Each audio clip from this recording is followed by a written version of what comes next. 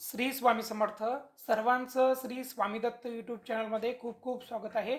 आपल्या सर्वांना विनंती आहे, आपल्या स्वामी दत्त चॅनलला नक्की सबस्क्राईब करा. श्री स्वामी दत्त, श्री गुरुदेव दत्त. आज आपण बघणार आहोत की या व्हिडिओच्या माध्यमात आपण बघणार आहोत की मार्गशीर्ष महिन्यामध्ये लक्ष्मी प्राप्तीसाठी व्रत कसे करावे व व्रत करण्यासाठी आपल्याला कुठल्या प्रकारचे साहित्य लागणार आहे आणि व्रत करत असताना आपल्याला कुठले नियम पाळायचे व पूजेसाठी आपल्याला कुठल्या प्रकारचे साहित्य लागणार आहे. तर त्याचबरोबर हे व्रत मार्गशीर्ष महिन्यामध्ये का करतात आणि मार्गशीर्ष महिन्यामध्ये हे जर व्रत आपण केले तर आपल्याला कुठल्या प्रकारचा फायदा आपल्याला होत असतो. मार्गशीर्ष महिना हा सर्वश्रेष्ठ महिना, कृष्णाचा महिना मानला गेलेला आहे. भगवान विष्णूंना समर्पित हा महिना आहे. भगवान दत्तात्रयाचा जन्म सुद्धा या महिन्यामध्ये झालेला आहे. हा महिना माता लक्ष्मीला सुद्धा समर्पित आहे. आपल्या घरामध्ये ऐश्वर, संतती, संपत्ती, धन, सौभाग्य नांदावं यासाठी या मार्गशीर्ष महिन्यामध्ये देवीची उपासना सांगितलेली आहे. यामध्ये या महिन्यातील प्रत्येक जो गुरुवार असतो या गुरुवारी देवीचे व्रत आपण करत असतो. तर या व्रताचा महिमा असा आहे की हा जो जो भाविक भक्त म्हणजे स्त्री पुरुष कोणी पण कुटुंबातील घरातील सदस्य हे व्रत जो करतो त्याला 100% लक्ष्मी प्राप्ती होत असते. व व्यवसायामध्ये, नोकरीमध्ये, शेतीमध्ये व उद्योगधंद्यामध्ये छोटे मोठे व्यवसाय असतील, ब्युटी पार्लर असेल, मेस असेल, दुकान असेल किंवा इव्हन तुम्ही छोटासा व्यवसाय, तुमचा भाजीपाल्याचा सुद्धा व्यवसाय असेल, भाजी भंडार असेल, तर तुम्हाला त्याच्यामध्ये नक्कीच यश, शेतीमध्ये सुद्धा नक्की यश तुम्हाला या माता लक्ष्मीच्या कृपा आशीर्वादाने या व्रताने मिळत असतो. आणि सौभाग्यवती स्त्रिया सुद्धा सौभाग्य अखंड राहण्यासाठी हे व्रत करत असतात. या व्रताची मांडणी आपण याच्या माध्यमातून बघणार आहोत. तर हे जे व्रत आहे हे व्रत स्त्री पुरुष कोणी पण करू शकतं. कारण पुण्य कमावण्यासाठी कुठली जाती, धर्म, भेद किंवा स्त्री पुरुष लिंग भेदाभेद नसतो. कारण पुण्य करणं हे सगळ्यात महत्त्वाचं असतं. आणि हा जो मार्गशीर्ष महिना आहे हा 1 तारखेपासून प्रारंभ झालेला आहे. म्हणजे 30 तारखेला कार्तिक महिन्यामध्ये जी अमावस्या असते, कार्तिक शुद्ध अमावस्या शुक्ल पक्षातली, ती 30 नोव्हेंबर रोजी समाप्त झाली. आणि 1 तारखेला मार्गशीर्ष महिना जो आहे तो त्याला प्रारंभ झालेला आहे. त्यामध्ये पहिला गुरुवार जो आहे तो 5 डिसेंबरला येणार आहे आणि दुसरा गुरुवार हा 12 डिसेंबरला आणि तिसरा गुरुवार जो आहे तो 19 डिसेंबरला आणि चौथा गुरुवार जो आहे तो 26 डिसेंबरला येणार आहेत. या प्रकारचे 4 गुरुवार पडणार आहेत. आणि ज्यांना कोणाला अडीअडचणीमुळे सुतकवृद्धी किंवा मासिक पाळी असेल तर त्यामध्ये जर आपल्याला या गुरुवार करणं शक्य झाले नाही तर आपल्याला जेवढे उर्वरित गुरुवार आहेत त्या गुरुवारीमध्ये आपण या व्रताचा प्रारंभ करावा. शेवटचा गुरुवार अमावस्या आधी 26 तारखेला आहे डिसेंबरला, त्या दिवशीच या व्रताची सांगता करावी. तर आपण बघूया की आपल्याला कुठल्या प्रकारचे साहित्य लागणार आहे. ऐष्टैश्वर्य, सौभाग्य, संतती, संपत्ती, विवाह आणि घरामध्ये धनधान्याची बरकत देणारा या महिन्यामध्ये हे महालक्ष्मीचं, मार्गशीर्ष महिन्यात माता लक्ष्मीचं हे अखंड सौभाग्यवृद्धीसाठी व्रत आहे. बघा, यासाठी आपण एक तांब्या घेतलेला आहे. हा तांब्या आपण स्वच्छ करून आणि याच्यामध्ये पाणी भरलेलं आहे स्वच्छ. त्यामध्ये आपण 1 रुपया आणि 1 सुपारी टाकलेली आहे. त्याचबरोबर विड्याची, नागवेलीची 5 पाने घेतलेली आहे आणि ती पाने याच्यामध्ये अखंड टाकलेली आहे. त्यावर आपण एक अखंड जे श्रीफळ आहे म्हणजे जे नारळ आहे ते आपण याच्यामध्ये ठेवलेलं आहे. हळद, कुंकू, अक्षता आणि एक पुष्प त्या पाण्यामध्ये आपण टाकलेलं आहे आणि याला एक हार आपण किंवा गजरा याला चढवलेला आहे. त्याचबरोबर आपण या व्रतासाठी याच्या खाली तांदूळ टाकलेले आहेत या कलशाभोवती आणि त्यावर माता लक्ष्मीचं स्वरूप म्हणून हा जो कलश आहे स्थापन केलेला आहे. त्याचबरोबर माता लक्ष्मीची आपल्याकडे मूर्ती असेल पंचधातूची, अष्टधातूची, पितळची, तांब्याची किंवा चांदीची ही आपण मूर्ती ठेवून घ्यावी. ही मूर्ती ठेवलेली आहे. श्रीयंत्राची प्रतिमा आपण यामध्ये ठेवलेली आहे.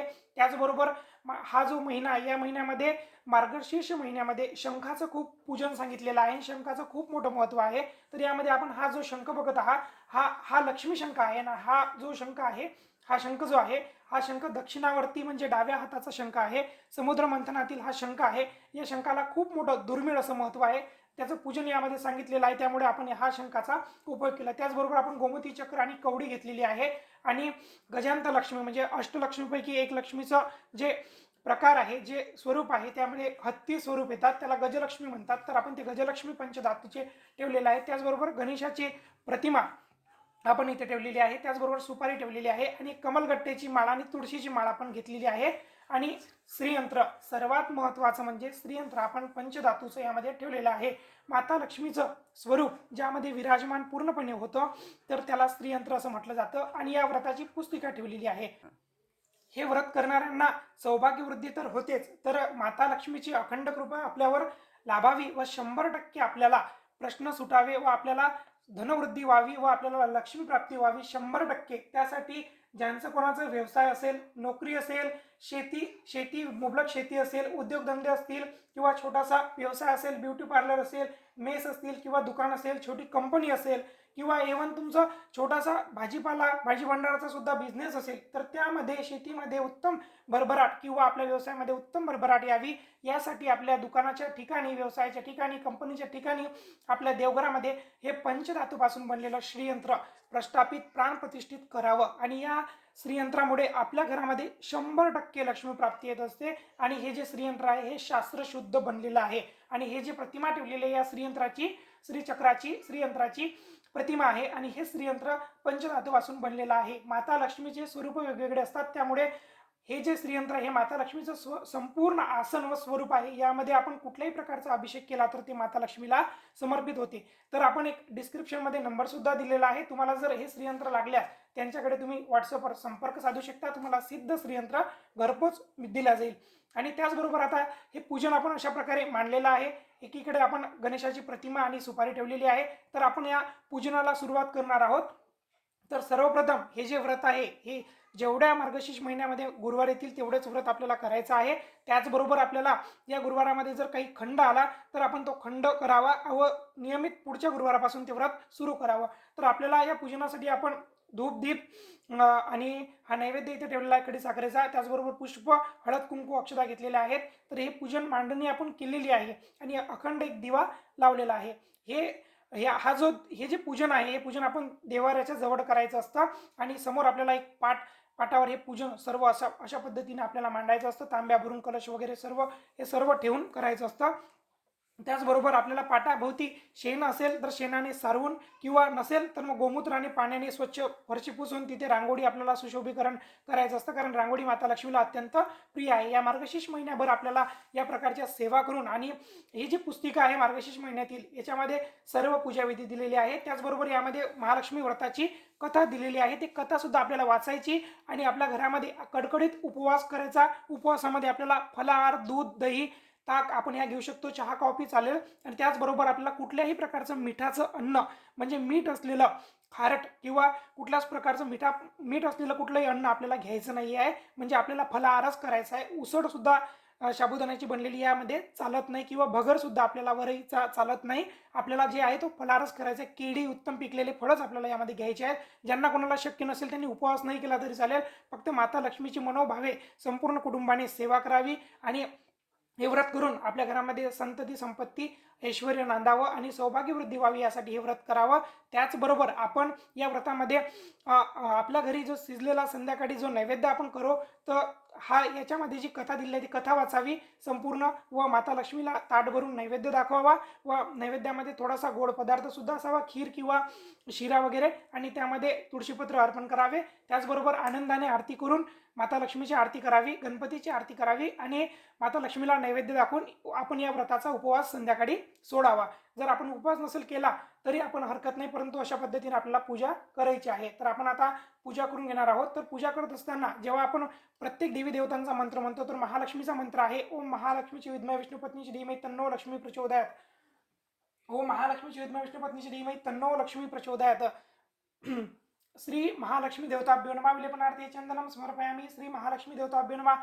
अलंकारार्थे अक्षतां समर्पयामि. श्री महालक्ष्मी देवताभ्यो नमः. हरिद्रा कुंकुम सौभाग्य द्रव्याणि समर्पयामि. श्री महालक्ष्मी देवताभ्यो नमः. ऋतुकालोद्भव पुष्पम समर्पयामि. अशा प्रकारे आपल्याला धूप, दीप, नैवेद्य, पुष्प आपल्याला माता लक्ष्मीला अर्पण करायचं आहे. श्री महालक्ष्मी देवताभ्यो नमः. दीपम दर्शयामि धूपम अग्रपयामि. अशा प्रकारे प्रत्येक जे आपल्याकडे ठेवलेले ज्या पूजनात वस्तू आहेत त्या प्रकारे त्यांचं पूजन करायचं आहे. गणेशाचं पूजन सुद्धा आपल्याला करायचं आहे. श्रीमन महागणाधिपते नमः. श्री गणेशाय नमः. विलेपनार्थे चंदनम समर्पयामि. श्रीमन महागणाधिपते नमः. अलंकारार्थे अक्षतां समर्पयामि. श्रीमन महागणाधिपते नमः. हरिद्रा कुंकुम सौभाग्य द्रव्याणि समर्पयामि. श्रीमन महागणाधिपते नमः. ऋतुकालोद्भव पुष्पम समर्पयामि. श्रीमन महागणाधिपते नमः. धूपम अग्रपयामि. दीपम दर्शयामि. अशा प्रकारे शंख, घंटा, श्रीयंत्र, गजलक्ष्मी प्रत्येकाला आपल्याला हळद, कुंकू, अक्षत लावून त्यांचं पूजन आपल्याला करून घ्यायचं आहे. ओम श्रीम ह्रीम श्रीम कमले कमलालय प्रसिद्ध प्रसिद्ध श्रीम ह्रीम श्रीम महालक्ष्मी नमो नमः हा जो मंत्र आहे देवीचा, तो अतिशय प्राचीन काळापासून आलेला मंत्र आहे.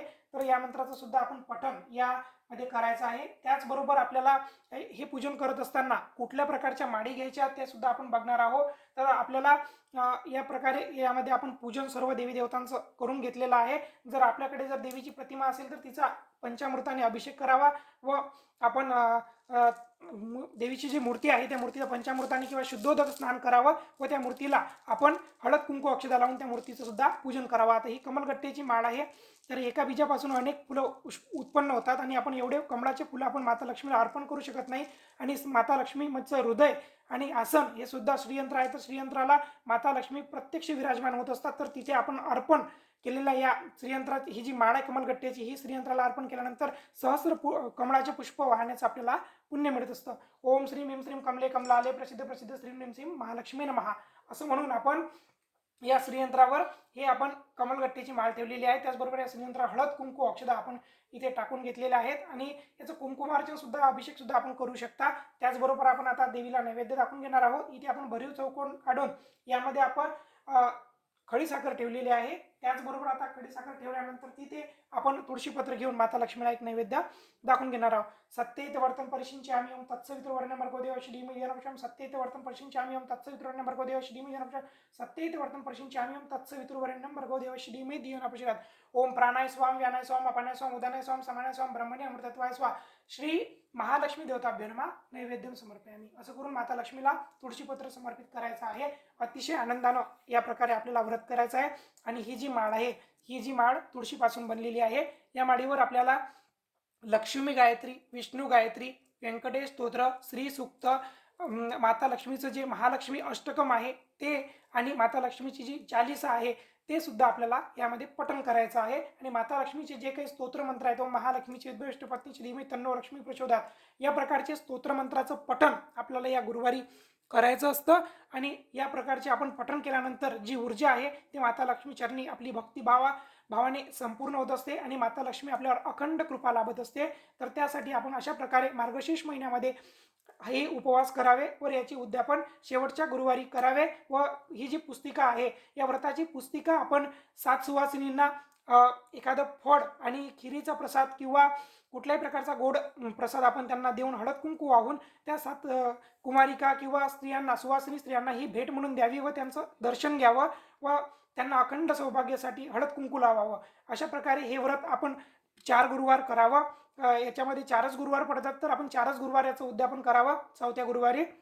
अशा प्रकारे व्रत केल्यास आपल्या घरामध्ये धनधान्याची समृद्धी संपत्ती नांदेल. व अशाच प्रकारे आपल्याला व्हिडिओसाठी आपल्या यूट्यूब चॅनलला नक्की सबस्क्राईब करा. खूप लोक आपले व्हिडिओ बघतात, त्यानुसार अनुकरण करतात आणि त्यानुसार पूजासुद्धा करतात, सेवासुद्धा करतात, परंतु आपल्या चॅनलला लाईक करत नाहीत, शेअर करत नाहीत, सबस्क्राईब करत नाहीत. तुम्हाला एक विनंती आहे की आपल्याला सबस्क्राईब करण्यासाठी कुठल्याही प्रकारचे पैसे लागत नाहीत. तर त्यासाठी सर्वांना विनंती आहे, एक नम्र विनंती आहे की आपल्या चॅनलला नक्की सबस्क्राईब करा, जेणेकरून तुमच्या प्रोत्साहनात अजून व्हिडिओ बनवण्यास प्रेरणा मिळेल.